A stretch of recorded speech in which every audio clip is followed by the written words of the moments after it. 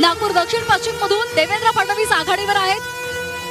सुरुवातीचे हे कल आपण पाहतोय 3000 मतांनी देवेंद्र फडणवीसांनी आघाडी घेतलेली आहे। तर ठाणे शहरमध्ये संजय केळकर सध्या आघाडीवर आहेत। आताची महत्त्वाची बातमी आपण पाहतोय, ठाणे शहरमध्ये संजय केळकर यांनी आघाडी घेतलेली आहे।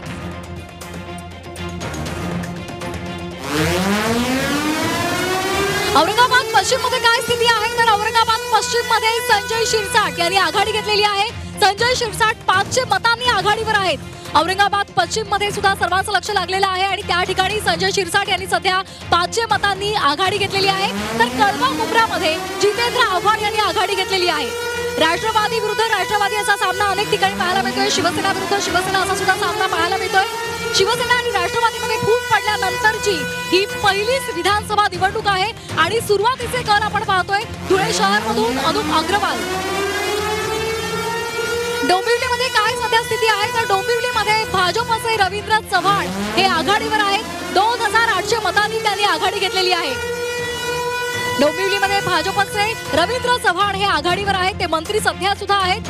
डोंबिवलीमध्ये सध्या त्यांनी आघाडी घेतलेली आहे। अत्यंत महत्त्वाची अशी ही निवडणूक आहे। अनेक ठिकाणी काटेकी टक्कर आपल्याला पाहायला मिळते। शिवसेना उद्धव बाळासाहेब ठाकरे आणि शिवसेनेमध्ये काटेकी टक्कर आहे।